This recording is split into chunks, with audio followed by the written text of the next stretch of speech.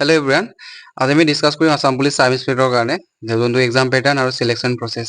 আমি ফাৰ্স্টত যিকোনো competitive exam preparation কৰাৰ আগতে আমি ফাৰ্স্টত গম পাব লাগিব সিলেকশন প্ৰসেস আৰু এক্সাম প্যাটাৰ্ন। এক্সাম প্যাটাৰ্নত কিমান মাৰ্কছৰ আহিব বা কুৱেশ্যনটো কেনেকা টাইপৰ আহিব, কুৱেশ্যন OMR বেছ হ'ব নে কম্পিউটাৰ CBT বেছ হ'ব, সেইটো আমি কি সব জানিব লাগিব। ফাৰ্স্ট জনাৰ পিছত আমি কি সিলেকশন প্ৰসেস গম পাব লাগিব।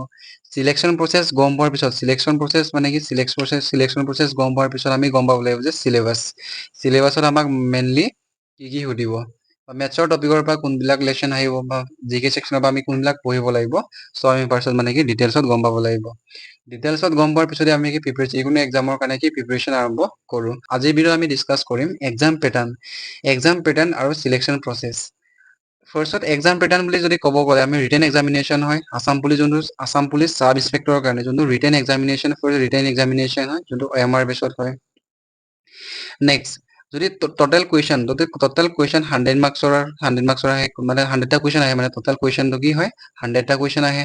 নেক্সট মানে কি টোটাল মাৰ্কছ 100 মাৰ্কছৰ আহে। আৰু এক্সাম ডিউৰেশ্যনটো 3 আৱাৰ্ছ হয়, মানে 180 মিনিটছ।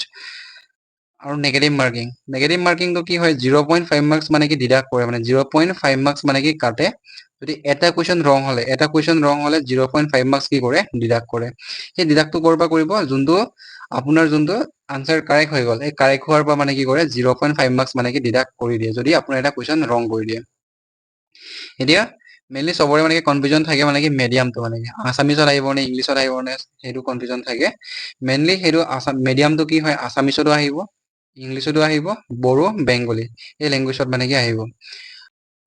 এতিয়া নেক্সট আহিলে সিলেকশন প্ৰসেছত মেইনলি মানে কি ৰিটেন এক্সামিনেশ্যন হয়, যোনটো 100 মাৰ্কছৰ যোনটো 100 মাৰ্কছৰ যোনটো কুৱেশ্যন ফাৰ্স্টত মানে কি ৰিটেন এক্সামিনেশ্যন হয়।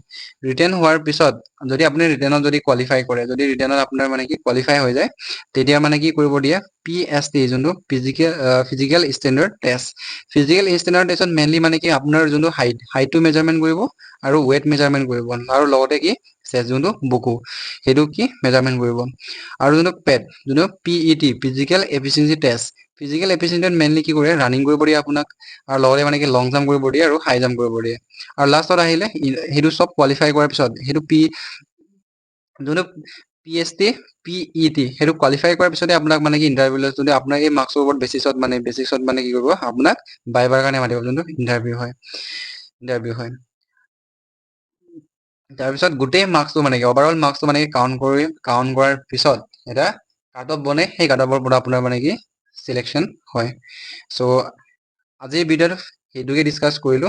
বাকি কমপ্লিট যোনটো আসাম পুলিচ সাব ইন্সপেক্টৰৰ কাৰণে সিলেবাসটো মেইন ইম্পৰ্টেন্ট হয়। সো সিলেবাসৰ কাৰণে নেক্সট ভিডিঅ'ত মোৰ প্ৰপাৰ ধুনীয়াকে একদম যোনটো জেনিউন এটা সিলেবাস আপোনালোকৰ কাৰণে মই বনাম। সো আপোনালোকে নেক্সট ভিডিঅ'ৰ কাৰণে ৱেইট কৰিব।